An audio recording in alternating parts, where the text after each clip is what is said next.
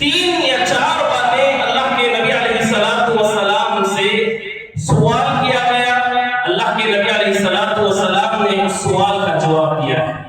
حضرات عمر ابن خطاب رضی اللہ تعالیٰ عنہ بیان کرتے ہیں کہ ایک مرتبہ ہم اللہ کے نبی علیہ السلام کے ساتھ ایک مجلس میں بیٹھے ہوئے تھے، بیٹھنا ہوا، ایک شخص آیا، ایسی حالت میں آیا کہ اس کا لباس سخت سفید، اس کے بال سخت کالے رنگ کے، اور ایسی حالت میں آیا کہ اس پر نہ تو کوئی سفر کے آثار تھے اور نہ وہ مدینہ منورہ کا آدمی تھا، نہ کوئی اسے جاننے والا تھا۔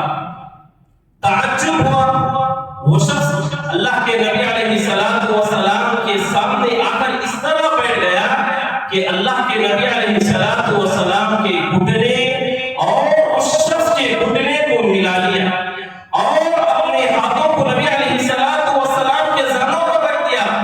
وہ شخص حضرت جبرائیل علیہ السلام تھے۔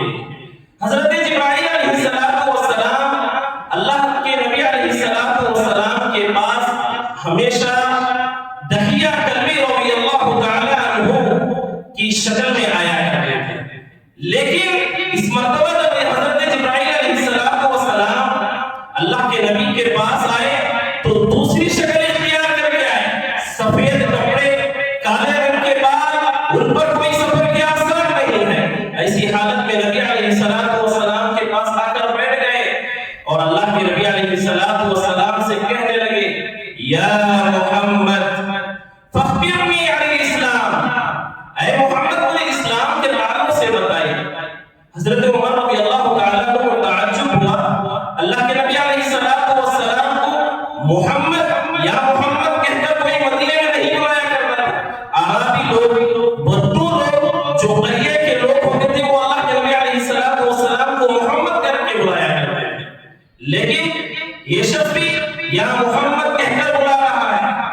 تو اللہ کے نبی علیہ السلام نے ان کے جواب میں اسلام کے تعلق سے کہا کہ اسلام یہ ہے کہ ان تشہد ان لا الہ الا اللہ وان محمد رسول اللہ صلی اللہ علیہ وسلم، کہ اسلام یہ ہے کہ اللہ کے سوا کوئی معبود برحق نہیں ہے اور محمد رسول اللہ صلی اللہ علیہ وسلم اللہ کے رسول۔ اور اس کے بعد اللہ کے نبی علیہ السلام نے فرمایا کہ زکات ادا کرو، نماز قائم کرو، رمضان کے روزے رکھو، اور آخر میں اللہ کے نبی علیہ السلام نے فرمایا کہ اللہ رب العالمین آپ کو استطاعت دی ہے، طاقت دی ہے، تو آپ بیت اللہ کا حج کرو، اللہ کے گھر کا طرف رخ کرو۔ تو اللہ رب العالمین، اللہ کے نبی علیہ السلام اسلام کے تعلق سے فرما رہے ہیں کہ اسلام کیا ہے؟ وہ 5 چیزیں، 5 بنیادی چیزیں۔ اسلام کی بنیاد 5 چیزوں پر ہے۔ وہ کیا ہے؟ سب سے پہلے شہادتین کا اقرار کرنا، دوسرا نماز کو قائم کرنا، تیسری چیز رمضان کے روزے رکھنا، زکات ادا کرنا، اور اگر اللہ رب العالمین نے استطاعت دی ہے تو حج کرو۔ اگر آپ سے سوال کیا جائے کہ اسلام کیا ہے، کوئی بھی پوچھ سکتا ہے، ہم مسلمان ہیں، اللہ پر ایمان رکھنے والے ہیں، تو کوئی غیر مسلم، غیر مذہبی لوگ ہم سے سوال کر سکتے ہیں کہ اسلام کا مطلب کیا ہے، سمجھاؤ بھائی ہمارا اسلام کیا ہے وہ، تو آپ اس وقت بتا سکتے ہیں کہ اسلام اس کو کہتے ہیں اللہ اور محمد اللہ، یعنی شہادتین کا اقرار کرنا اور جو 4 چیزیں اس کو بیان کرنا، یہی اسلام ہے۔ اس کے بعد وہ شخص کہتا ہے کہ تم نے سچ کہا، تو حضرت عمر رضی اللہ تعالیٰ عنہ کو تعجب ہوا، یہ شخص کہہ رہا ہے، اللہ کے نبی علیہ السلام سے سوال بھی کر رہا ہے، اور جب جواب مل رہا ہے تو اس کی سچائی بھی بیان کر رہا ہے، اس کی تصدیق بھی کر رہا ہے۔ تو اس کے بعد اللہ کے نبی علیہ السلام سے دوسرا سوال حضرت جبرائیل علیہ السلام جو کرتے ہیں وہ ہے فاخبرنی عن الایمان، ایمان کا مفہوم، ایمان کا مطلب کیا ہے، ایمان کسے کہتے ہیں؟ تو اللہ کے نبی علیہ السلام نے کہا اللہ پر ایمان لانا، اللہ کے فرشتوں پر ایمان لانا، اللہ کی کتابوں پر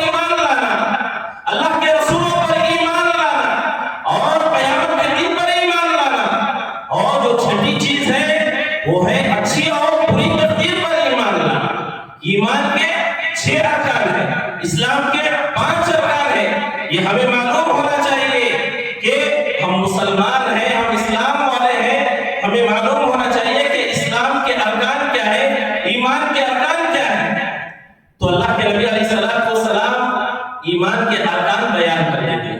حضرات ایک بات یہاں پر بتا دینا مجھے سمجھتا کہ اللہ پر ایمان لانا، اللہ پر ایمان اب کس طرح لائیں گے؟ ہم اللہ رب العالمین پر ایمان کس طرح لائیں گے؟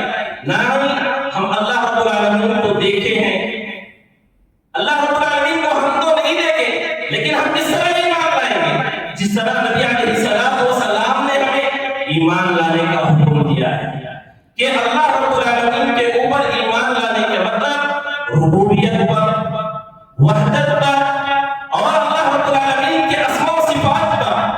اسماء و صفات کے باب میں ایک بات بتا دینا میں سمجھتا ہوں کہ اللہ رب العالمین 7 آسمانوں کے اوپر عرش کے اوپر اللہ رب العالمین مستوی ہے۔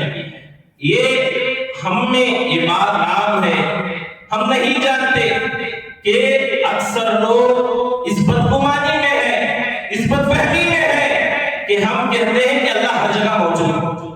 ہمیں اکثر لوگوں کا کہنا ہے کہ اللہ رب العالمین ہر جگہ موجود ہے، وحدت الوجود کے قائل ہے۔ ہم اسلام سے خارج ہو جائیں گے اگر ہم نے یہ کہہ دیا کہ اللہ رب العالمین ہر جگہ موجود ہے۔ نہیں میرے بھائیو، اللہ رب العالمین 7 آسمان کے اوپر عرش پر مستوی ہے۔ اپنے علم کے اعتبار سے اللہ رب العالمین ہر جگہ موجود ہے، علم کے اعتبار سے اگر ہم جو بھی کام کریں اللہ رب العالمین دیکھ رہا ہے، اپنے علم کے اعتبار سے اللہ رب العالمین ہمیں دیکھ رہا ہے۔ جو بھی ہم عمل کر رہے ہیں، جو بھی چیز کر رہے ہیں، وہ اپنے علم کے اعتبار سے اللہ رب العالمین اس کو دیکھ رہا ہے۔ اگر ہمارے اندر یہ خامی ہے تو آج سے بات کہنا چھوڑ دیں کہ اگر ہم وحدت الوجود کے قائل ہو جائیں گے تو ہم دائرہ اسلام سے خارج ہو جائیں گے۔ اللہ ہر جگہ موجود نہیں ہے، اللہ رب العالمین عرش پر مستوی ہے۔ حضرات اس کے بعد حضرت جبرائیل علیہ السلام اللہ کے نبی علیہ السلام سے سوال کرتے ہیں۔ تیسرا سوال، جو تیسرا سوال ہے وہ ہے فَأَخْبِرْنِي عَنِ الْإِحْسَانِ۔ احسان کا مطلب کیا ہے؟ احسان کسے کہتے ہیں؟ تو اللہ کے نبی علیہ السلام کہتے ہیں کہ احسان کا مطلب یہ ہے، احسان اسے کہتے ہیں کہ تم اللہ رب العالمین کی عبادت اس طرح کرو گویا کہ تم اللہ رب العالمین کو اپنے سامنے دیکھ رہے ہیں، اللہ رب العالمین کو اپنے قریب کو دیکھ رہے ہو، گویا کہ ہم عبادت کر رہے ہیں، نماز پڑھ رہے ہیں، قرآن کی تلاوت کر رہے ہیں، جو بھی عمل کر رہے ہیں، گویا اللہ رب العالمین ہمارے سامنے ہے، ہم اللہ رب العالمین کو دیکھ رہے ہیں، ہمارے دل کی نظریں اللہ رب العالمین کو دیکھ رہی ہیں۔ ایسے اللہ رب العالمین کی جب عبادت کی جائے اسے احسان ہے۔ اگر یہ بھی ممکن نہ ہو، یہ بھی چیز ممکن نہ ہو تو ہمیں یہ خیال ہونا چاہیے کہ ہم تو اللہ رب العالمین کو نہیں دیکھ رہے لیکن اللہ رب العالمین کو ہمیں دیکھ رہا ہے، اللہ رب العالمین کو ہمیں دیکھ رہا ہے۔ ہم تو اللہ رب العالمین کو دیکھ نہیں سکتے لیکن جو عبادتیں ہم کر رہے ہیں، جو بھی چیز ہم کر رہے ہیں وہ اللہ رب العالمین دیکھ رہا ہے۔ حضرات ایک بات، جو ہم عبادتیں کرتے ہیں اس میں ہمیں چاہیے کہ اخلاص و للہیت کے ساتھ، حضور قلب کے ساتھ، حاضر دلی کے ساتھ جو بھی عبادت کرے تو اس میں ایک سوئی کے ساتھ عبادت کرے، ایسا عبادت کرے کہ اللہ رب العالمین کے سامنے ہم ایک بادشاہ کے سامنے ہم عبادت کر رہے ہیں۔ جب کوئی ایک بادشاہ کے سامنے ایک آدمی کھڑا ہوتا ہے تو اس کا رویہ کس طرح ہوتا ہے، اس طرح کا رویہ ہمارا ہونا چاہیے۔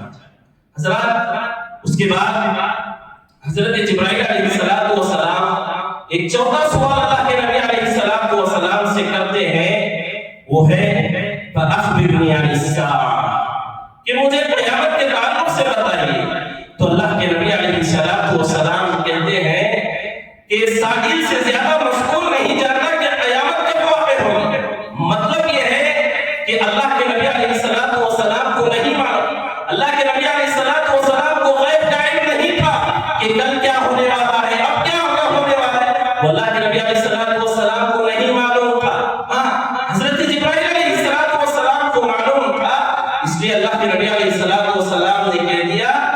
سائل سے زیادہ مسئول کو نہیں معلوم کہ قیامت کب آنے والی ہے۔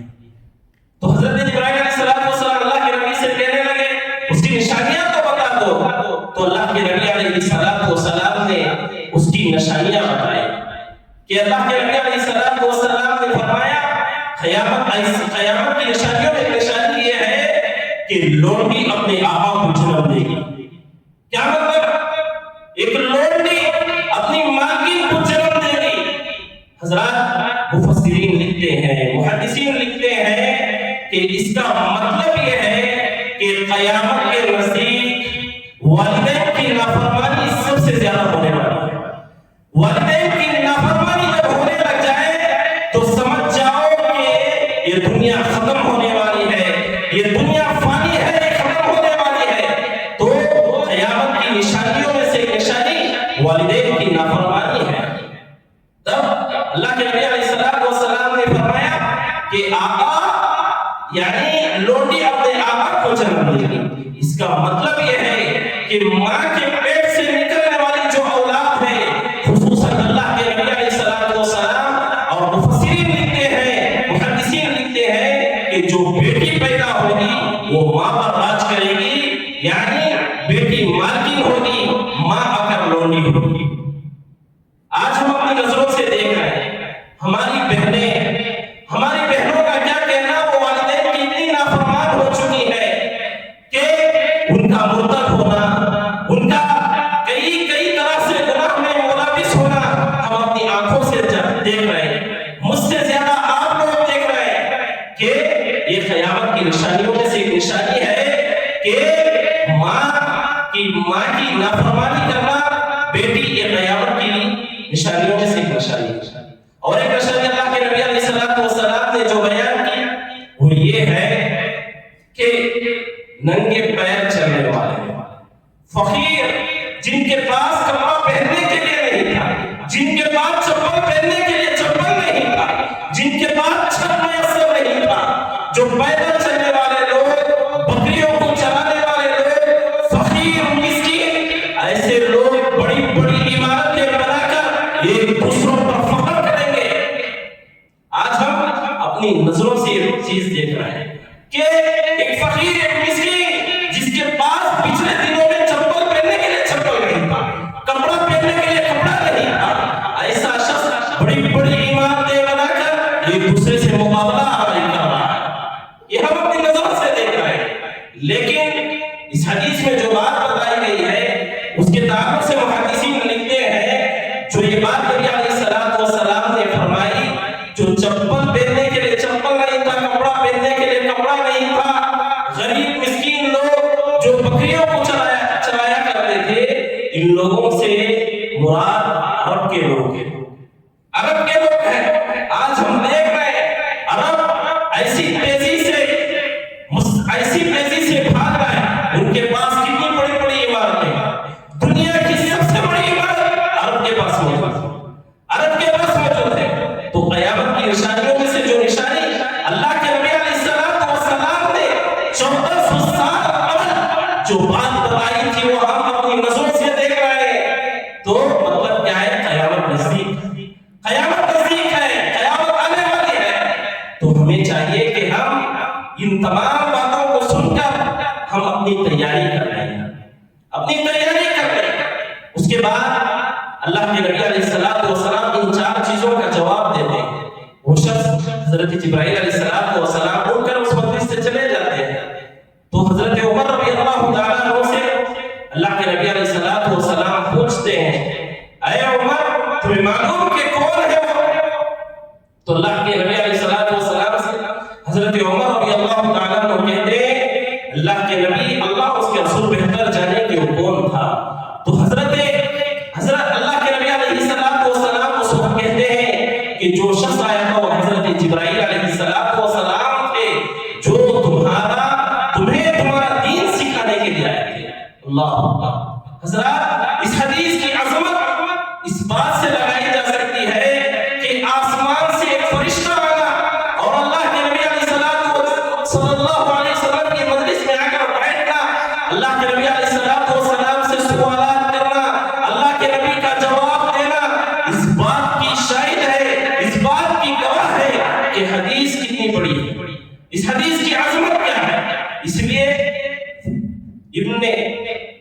دقیق بن عید رحمہ اللہ فرماتے ہیں کہ یہ حدیث ام السنہ ہے، یعنی تمام احادیث میں اس باب کا، اس حدیث کا جو مرتبہ ہے وہ ماں کا مرتبہ ہے۔ اس لیے حضرات اس حدیث میں جو باتیں بتائی گئی ہیں ان میں سے ایک بات جو ہے وہ آداب طالب علم ہے۔ آداب طالب علم کے تعلق سے اس حدیث میں جو باتیں بیان کی گئی ہیں وہ بیان کر کے میں اپنی بات ختم کرتا ہوں۔ وہ یہ ہے کہ جب بھی ہم اپنے بچوں کو تعلیم حاصل کرنے کے لیے مکتب یا مدرسہ بھیجیں تو ان بچوں کو اچھا لباس پہنا کر بھیجیں، جیسا کہ جبرائیل علیہ السلام اللہ کے نبی علیہ السلام کے پاس آئے اس مجلس میں دین سکھلانے کے لیے آئے تھے، تو ہمیں بھی چاہیے کہ جس طرح وہ سفید لباس پہن کر آئے تھے اس طرح ہم بھی اپنے بچوں کو سفید لباس پہنانے کی کوشش کریں۔ جو دوسری چیز ہے، اپنے بچوں کو سر کی ٹوپی اچھی نہ کر کے بھیجیں، بچوں کو اس طرح نہ بھیجیں کہ ان کے ماں باپ نہیں، گویا کہ ان کے ماں باپ ہی نہیں ہے۔ ہم اپنے مدرسوں میں ہم دیکھیں ہیں بچے اس طرح رہتے ہیں گویا کہ ان کے ماں باپ زندہ ہی نہیں، ان کے ماں باپ اس دنیا میں نہیں ہے، اس طرح رہتے ہیں۔ حضرات جب بھی اپنے بچوں کو تعلیم حاصل کرنے کے لیے کہیں پر بھی بھیجیں ان کو اچھی طرح مزین کر کے زینت اختیار کر کے بھیجیں، جیسا کہ حضرت جبرائیل علیہ السلام زینت اختیار کر کے آئے تھے۔ حضرات یہ باتیں میں اپنی طرف سے نہیں بتا رہا، علماء اکرام نے، محدثین نے اس حدیث سے آداب طالب علم کے تعلق سے بہت سے معلومات لکھی ہیں، اسی میں سے چند بیان کر رہا ہوں۔ تو ہمیں چاہیے کہ ہمارے بچوں کو یہ تعلیم دے، ہمارے بچوں کو یہ تربیت دے کہ وہ کس طرح مدرسے کو جائیں، مکتب کو جائیں، وہاں پر کس طرح تعلیم حاصل کریں۔ ہمیں بھی چاہیے کہ جس طرح حضرت جبرائیل علیہ السلام اللہ کے نبی سے سوالات کر رہے تھے، اسی طرح ہمارے بچوں کو بھی چاہیے کہ وہ استاد سے سوال کرے، استاد سے پوچھے، معلومات حاصل کرے، دین سیکھے، دین دوسروں کو سکھائے۔ آخر میں اللہ رب العالمین سے دعا ہے کہ اللہ رب العالمین ہم تمام کو کہی ہوئی باتوں پر عمل کرنے کی توفیق عطا فرمائے، آمین۔ السلام علیکم ورحمۃ اللہ وبرکاتہ۔